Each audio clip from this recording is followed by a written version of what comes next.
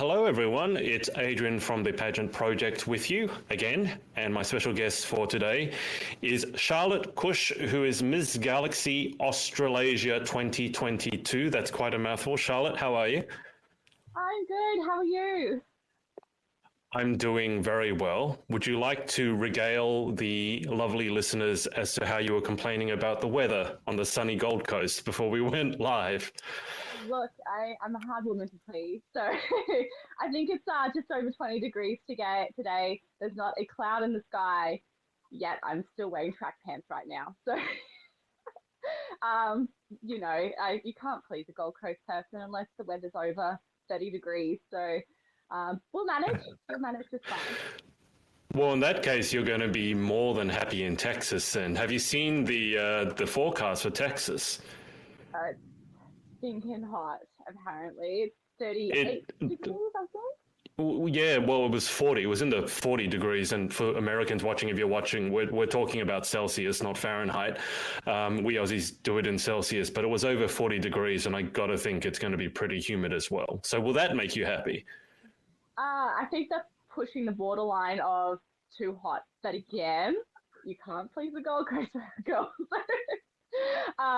It'll be fine. I'm actually really looking forward to the warmer weather, so can't wait to get over there. And it's under 30 days now. I had a countdown on, it's like, 28 or something days. So I guess first question has to be, how are you feeling this close to going? And also, given that for you, it's been quite a wait or a ride because Galaxy Pageant has been postponed several times. We're finally going. It's actually happening. I can't believe it. I was actually crowned in 2020.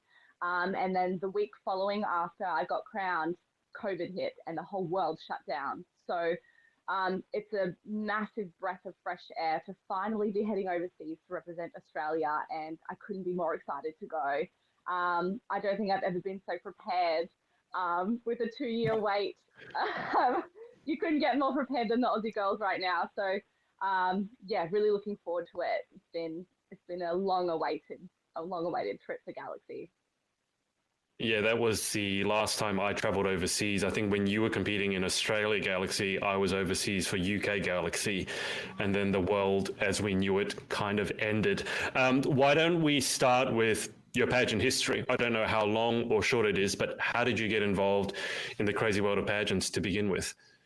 Well, it's actually a funny story. So I started about 8 years ago, and I was out on a night with my girlfriends, and there was a competition happening on stage, and I kind of walked past, and the owner, the particular manager of this modeling agency was like, are you competing tonight? And I said, oh God, no, absolutely not.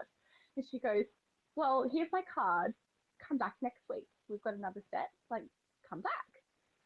Oh, this woman's absolutely bonkers. Like, what is she talking about? So I went home and I talked to my mum, and I was like, Mum, you'll never believe what happened.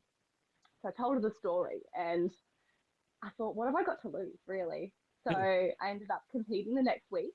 I ended up in a state final, my very first one, and the rest is history, really. So I grew an absolute love for this industry and the way that it evolves women and gives them so much power of creativity, and the incredible sisterhood that surrounds it as well. So I fell in love with the industry, and I haven't looked back. What is the particular aspect of the industry that you liked? I mean, for some people, they love performing on stage. For other people, they love the competition itself. Is there any particular aspect that really, really grabbed you?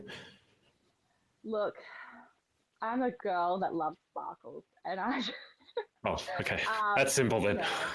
it's pretty simple, but I've made some incredible friendships, and that was definitely something that I saw from the first time that I stepped on stage, is these remarkable women that I was surrounding myself with who have so much drive and determination and passion for the things that they do, that I was like, I love this.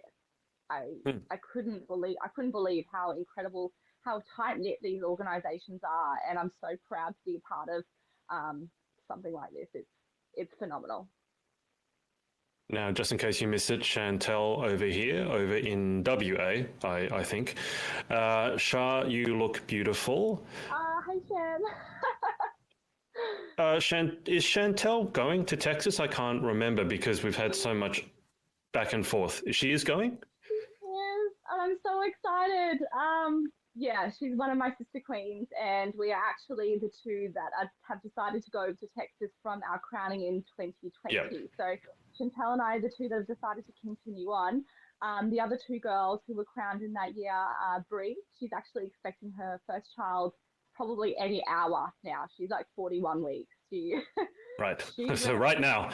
Okay. yeah, and Jazz actually is aging up an age group, so I'm sure she'll be returning in the years to come. Yeah, it's hard to keep track because, especially with Galaxy, it's been in the running. I mean, the Australia, as you said, was back in 2020, but there was a lead up to that. So for many of the people competing, this has been like a 3-year journey. It's almost like the Olympics getting ready for this. But The Olympics, what are you talking about? well, the Olympics for pageant. How? Give me an idea. How big roughly is Team Australia going to be? Because I know Team UK fairly well, and Team UK also has a huge team. How big is Team Australia going to be? This is going to be the biggest year at Galaxy ever, and I don't know how poor Maria is doing this. So hi Maria, if you're watching. It'll be fine. Remarkable. There's actually 7 of us heading to Texas this year. So we have a team of 7, and I can't be more stoked. I think having a bigger group of girls is wonderful. And a big shout out to Shakai and Kimbo as well, who have been our everlasting supporters throughout this whole thing. Those 2 women are incredible, and I can't wait to share this experience with them all. Is there any particular aspect of Texas that you're really looking forward to, aside from the weather, obviously? But any aspect of the competition? Are we talking pageant or once we're done? Because I really, really, really, really want to go to a steakhouse and eat like half a rack of ribs and, and potentially ride a mechanical bull. It's on the bucket list. I will try my best, but that's external too. Within the pageant, I mean, one of the things that I've had to learn transitioning into pageantry was fashion or fun fashion. I had no idea what that was. So I had to learn on my feet really, really quickly. So I actually really look forward to that kind of really creative aspect of all the women that step on this stage, because it really does allow us to get creative and show our personality. So that's probably the thing that I'm looking forward to most. Right. Okay. I'm in the same boat as you. When I first got into pageantry, and obviously I didn't know anything about fashion to begin with, and then they talked about fun fashion. I didn't really know what it meant, because it was like, well, is that as opposed to serious fashion? You know what I mean? Like gown, evening gown. Okay, got that. Swimsuit, understand. But yeah, exactly, like fun fashion. So can you give us, and obviously you guys keep your wardrobes very, like a state secret. Can you give us any hints as to colors or anything? People are going to want to know this, Charlotte. Look, I am wearing the absolute rainbow this year. There's something from every color palette, and I think it's really important that you express yourself through color.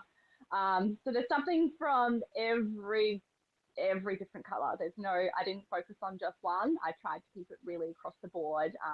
So it did kind of show my personality a lot, and I am super eccentric. So yes, there's color everywhere.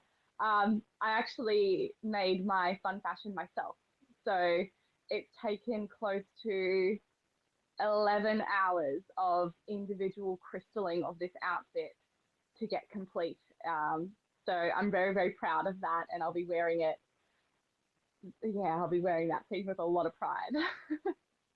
So many of you guys end up doing your own, particularly you talked about crystals or beading, and the girls will get out the hot glue guns and go. I don't know how you guys have the patience for that. It would drive me crazy. It drove me mad. There was a lot of coffee consumed during beading this outfit, but it looks spectacular, and I cannot wait to wear it. It's a work of art. So is my evening gown. My evening gown is an absolute work of art too, and I can't wait for that to arrive. So hopefully in the next few weeks that'll be here in Australia. Oh, you don't have it yet? No. Okay, it's going to arrive though, right? Because previous to this, when we were thinking it was going to be in 2020, like the internationals, there were all these stories of girls ordering gowns and they hadn't, because of COVID, obviously, and they got held up in shipping and customs and whatnot. Yours is definitely going to arrive on time, though, right? It is coming. It will be here. I've set a deadline and I've been promised that date. So it's actually here, but I've sent it back for some alterations. So I have tried it on. Oh, okay. I just wanted a couple of things changed. So it does exist. I'm just waiting for it to arrive back in Australia again. So All right. it's coming. Good to know. Good to know. It's not just a figment of your imagination. Now, you mentioned a mechanical ball. That sounds like fun to me. I'd be more than willing to give that a go. Might have to have a drink before I do that. On that subject, we'll have a smooth segue to health and fitness, which is one of the things that you wanted to talk about. Now, obviously, I've given you a good stalk on Instagram, and I've seen a lot of health and fitness posts. So why don't we start with health and fitness? What does it mean to you? How did you get so passionate about that industry? So basically, in a really small nutshell, I grew up as an athlete. I was a competitive swimmer until I was 18, and I kind of grew out of the sport because I had been doing it for such a long time. I lost a little bit of love for it. Had a bit of kind of like a hiatus from fitness for a little bit, and then when I started getting back into pageants again 8 years ago, it was like it reignited how important healthcare and just health in general was to a lot of females, because we do neglect ourselves a lot because we care so much for other people.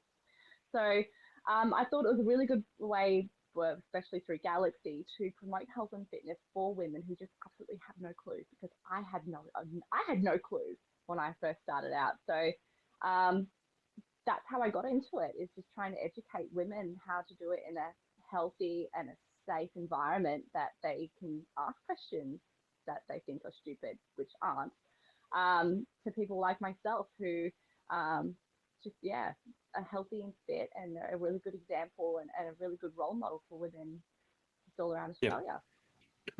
Let me ask you this. I mean, because you said you did swimming, but I was a tennis coach, a head tennis coach at one of the girls' schools around here, the secondary girls' schools.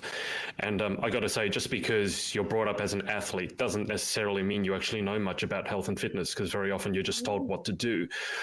So when you started on your own health and fitness journey, what were some of the things you had to learn, or some of the things maybe you had to unlearn in order to be the healthiest and fittest version of you? I think the hardest thing to unlearn for me was that nutrition.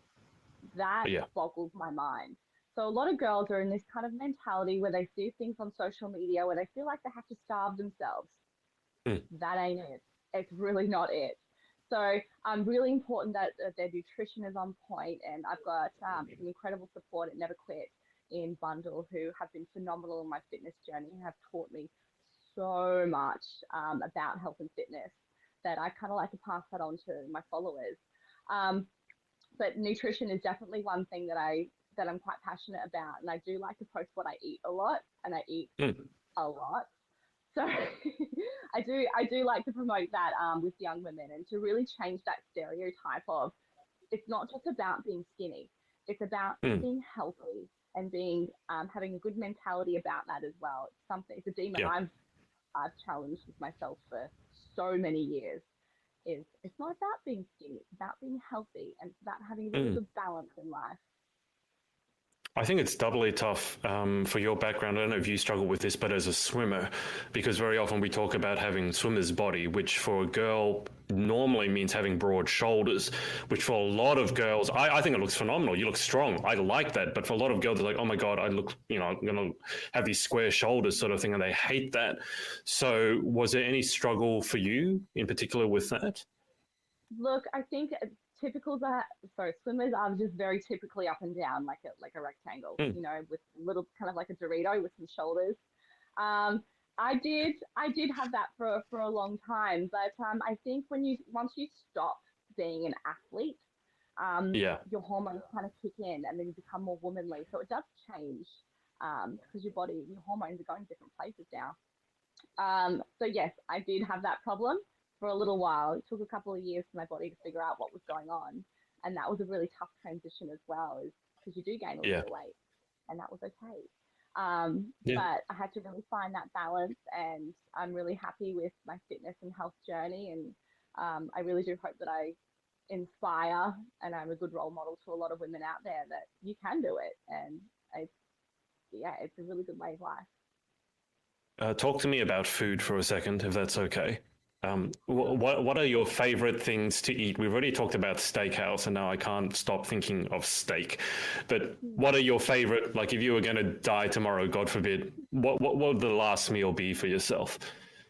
Oh, okay. Have you seen those Instagram kind of restaurants that do the carbonara in the cheese wheel?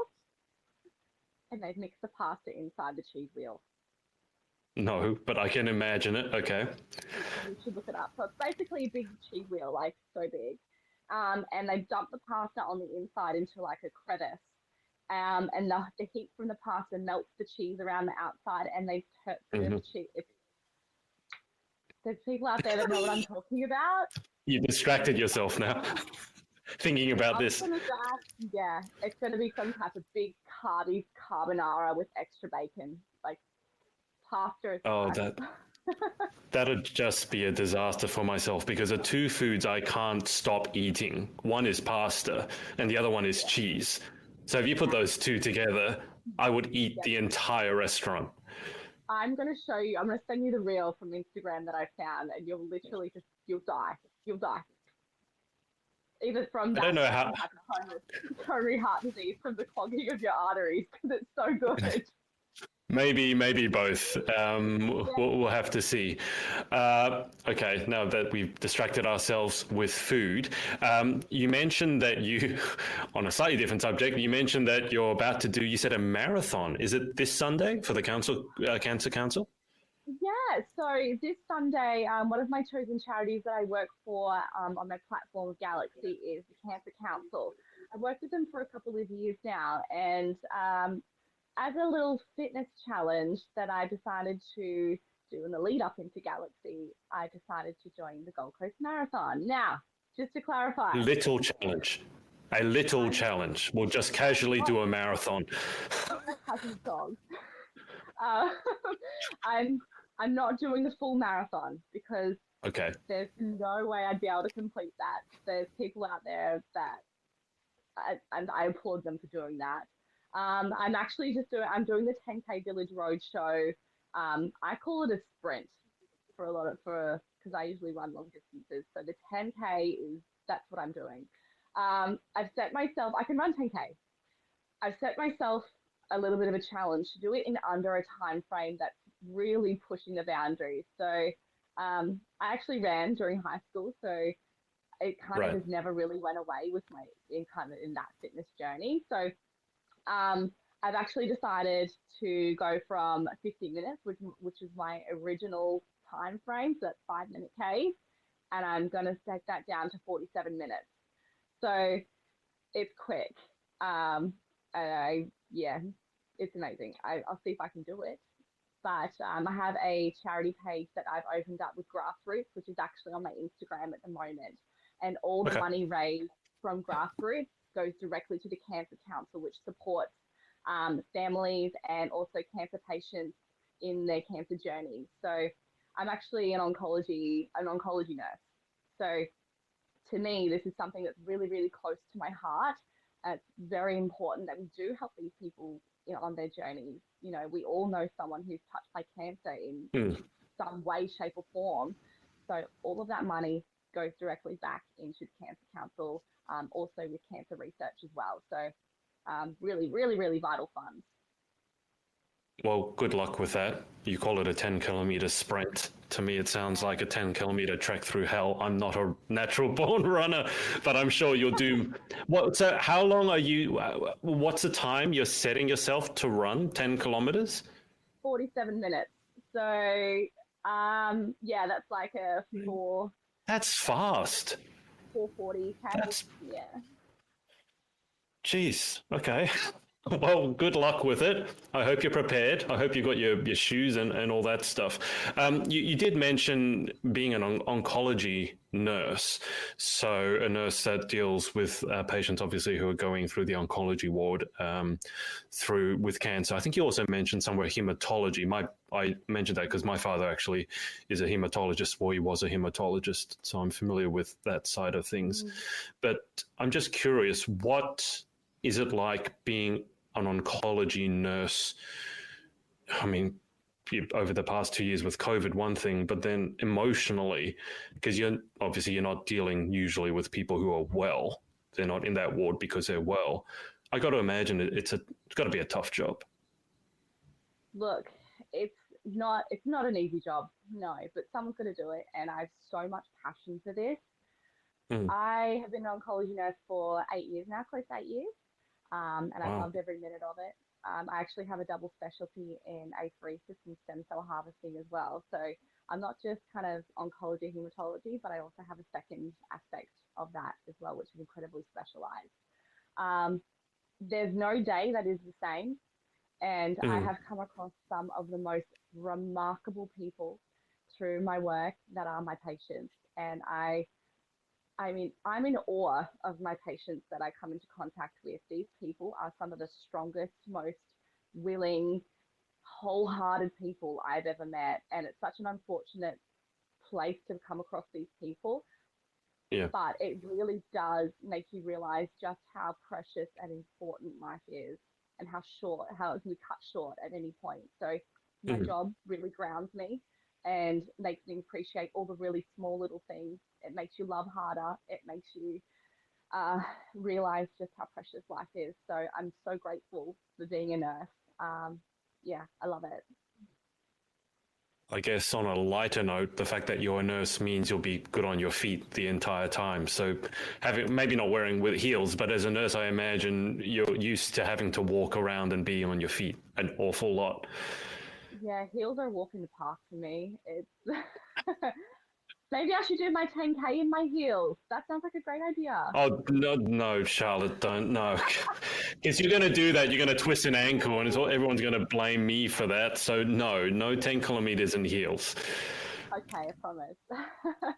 But yeah, nursing is an incredible job, and I must say that nursing during a pandemic was probably one of the most emotionally challenging and mentally Mm, challenging things that any nurse could have done. And it went from this strange kind of nurses being, during the first wave initially, nurses being praised for what they were doing. And mm, then when the second wave came through, it got completely turned on its head where nurses were being isolated. And when it was, so for instance, I was at the shop with one of my fellow friends who's also a nurse who works in emergency, and we were both wearing our uniforms, and there was a lady that came up into the shop and started abusing us for being nurses, and telling us that we were not welcome to do our food shopping. So what? that, yeah, so Why? that, yeah. So there was like this stigma that, like, because we worked in the healthcare industry, that nurses were carriers of COVID, when in fact we're probably the cleanest people you'll ever meet. So, It um, didn't a lot, start in the hospital. It was in society to yeah, begin with. I just hope that woman didn't suddenly need a hospital because it'd be like, well, that's karma for you. and it was really sad because she had her kids with her, and it's a really horrible thing Ugh. to be telling your kids that healthcare workers Hmm. were being carriers, but we're not. In fact, we're out Yeah. there trying to help our communities and make them better, and we're trying to make the community better. And yeah, that horrible kind of stigma where it got flipped on its head mentally played a big role in a lot of nurses' downfalls, and we were burnt Yeah. out. It was Oh yeah. it was a really tough time for us. So that's now gone, and yeah, it's tough. Being a nurse is hard, but I love it, and I wouldn't change it for the world. I wouldn't. Well, if I ever, because I do interview obviously a lot of pageant girls, and a lot of them think of becoming a nurse, and some of them are scared to do it. Some of them I don't think are quite aware of just how challenging a job can be. So I think if I ever interview another one, I'll get them to talk to you because obviously you've done it for 8 years, which Mm. I got to imagine for a nurse. I mean, both my parents are doctors, so they've worked with some nurses who have been their life is. You know, they're I 50, think 60 years old, still going strong, but it's a yeah, tough occupation. it is tough, but like I said, I wouldn't change it for the world. And the things that I've learned and the things that I've seen and the people that I've met is priceless, absolutely priceless. Yeah. The other thing that you wanted to chat about is challenging stereotypes. Now, I think this is a good jumping off point to get into that because you've used words such as aphoresis, or I don't even know if I said that word right, but long, long, long, big words. And there still is a stereotype, unfortunately, that pageant girls are ditzy, they're airheads, and, you know, they all want world peace. They don't know what they're talking about. So, in terms of stereotypes, what sort of stereotypes have you had to battle growing up, both as a woman and then obviously as a pageant girl, and then even as a nurse? Yeah, I think let's kind of focus around the pageantry part because when I tell people that I'm a pageant girl, they go, Mm, "What? You do what? And you're a nurse, but you're so well educated and so articulate. there you go. I'm sorry, what am I not meant to be?"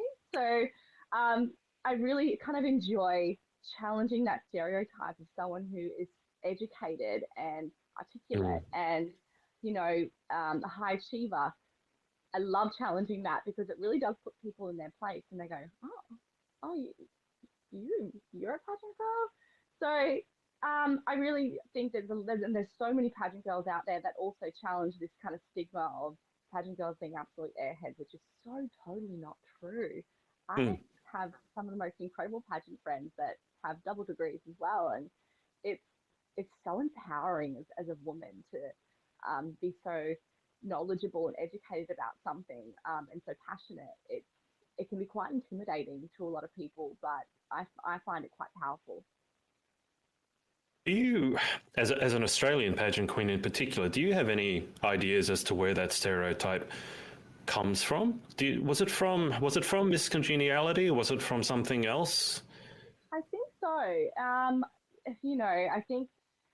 I think in like kind of movie magic, I guess things like Mm. this do happen, and they do have to kind of class certain characters as that, which I totally understand, and I love that movie, by the way. So, Every I pageant girl understand. does. Yeah. What's your favorite date again? Yeah, exactly. No, every pageant girl. Well, when I was first getting into it, I thought that pageant girls would hate that movie because it painted, in some ways, not the most flattering image of some of the pageant girls, but they all love it. And it's also important to be able to take a joke, isn't it? Yeah, I do, but I also think that Sandra Bullock does a really good job at challenging that stereotype of what a pageant Mm. girl should be. So she does incredible justice to that movie. And yeah, I think I love that movie. I can't put it wrong, really. Perfect. Well, with Texas looming up, have you given any thought to how you want to do? Are you putting any expectations on yourself? Or, as most of us probably, are you just excited to be able to go over there finally after waiting for 3 years? I haven't been overseas since probably 4 months since COVID happened. So I Right. I can't wait to get over there. But I think the best thing that you can do as a pageant girl internationally is to not put any pressure on yourself. You shouldn't go there with a mind frame of I'm going to win because Mm. you'll probably be very disappointed at the end of the day. Yeah. And there can only be one winner. And I think when you are a pageant girl, you really have to just accept that. I went through years of beating myself up if I didn't place, and that's another mentality I've really improved on and grown and matured throughout my pageant journey. And I think just the best thing to do is to not have any expectations and to just go and enjoy it and make memories and make friends. And that's the most important thing. You can't buy these type of memories. They're once in a lifetime. And then when it's done, go ride a mechanical bull. 100% eat some ribs. Um, what about in terms outside of pageantry, in terms of the future? Have you given any thought to where you see yourself in a year from now, 5 years from now, 10 years from now? Oh, I am one of those women who just let life happen. I don't like planning too much. I'm very much once the door opens, let's do it. But until it's closed. just yeah, I literally just kind of I live on the edge of my seat. I don't like to plan things too much because if it doesn't happen, then I get sad. So yeah, I prefer just to just let life take its course. I'm sure in a year, you know, hopefully I'll be back in Texas recrowning another queen. That would be wonderful. But you know, like I said, no expectations. I live my life to the fullest, and that's all I can hope for. You sound spontaneous. I'm so spontaneous, it's scary. What's the most ridiculously spontaneous thing that you've ever done? I jumped out of a plane. Woke up With a parachute, I hope. Well, yeah. Well, I'm still here to tell the tale, so I suppose, yeah. Yeah. Yeah, I just woke up one morning, decided I was going to throw myself out the plane, and I did. Was it a slow day? Nothing else to do? I mean, no. Well, like I said, I'm spontaneous, and I'm a bit of an adrenaline junkie as well. So I like anything that gets kind of my heart pumping, and if it creates a memory, then let's go do it. Okay. Well, that certainly explains a mechanical bull then. Charlotte, just... Not spontaneous. Well, we can make it spontaneous. We'll find a way to make it fun and spontaneous.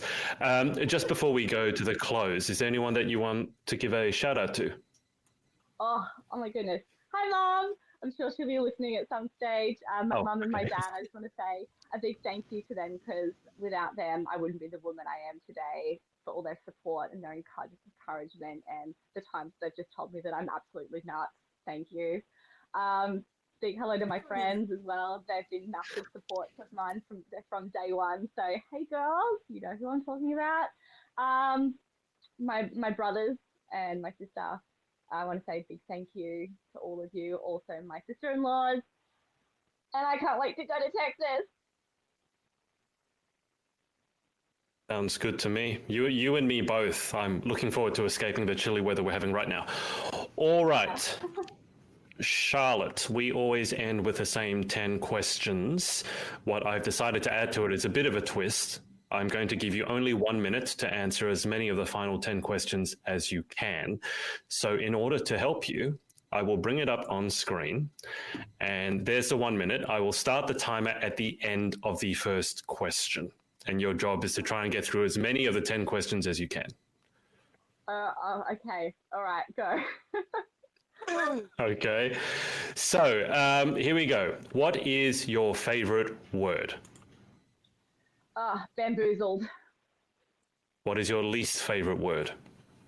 My brother's going to hate me for this. It's the word moist. In life, what gets you excited or what turns you on? Food. Food gets me excited. What turns you off? Traffic. Sitting in traffic. What sound or noise do you love? The sound of the microwave when it sings when your food is ready. What sound or noise do you hate? That's a hard one. Can we pass? I don't know about that one. Okay. What superpower would you like and why? Turn back time, because I mean, there's lots of things I'd like to change, but also I'm so grateful for things that have happened. So time travel. What job would you like to attempt? Oh. Okay. Would I get to answer that one? Yes, you can answer that one. Okay. I would say that if I had my time again, which doesn't mean that I don't, I'd actually go back and be a couture evening gown maker. So I would actually go and make one-off couture bridal gowns, which is something that spikes my interest. I think they're really beautiful and a really nice thing to have such a special place in someone's day. So I'd go back and be seamstress, strangely enough. Well, I've seen some of the gowns, particularly obviously in the world of pageantry, and the gowns are insane. When you look at the work and the craftsmanship that goes into them, they are absolutely insane. And not very cheap, I might add, but well worth the price. Yes. Well, Charlotte, that's about it. I guess thank you for coming on, but best of luck. I mean, I'll be seeing you in Texas very, very soon. Sorry, Charlotte, can you hear me? I dropped out for a sec. Can you hear me okay? Yeah, I can. Let's try that again. So best of luck in Texas. I'll see you over there. And thank you so much for coming on. Thank you so much for having me. I had an absolute ball. Thank you. Perfect. Now, as I told you, I'll keep you on the line for just a second whilst I hang up with the audience.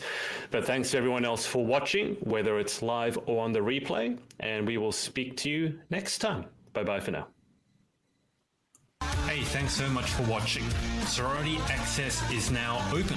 So if you'd like to join an amazing group of women and learn how to be the most powerful, confident, and impactful queen possible, head to thepageantsorority.com.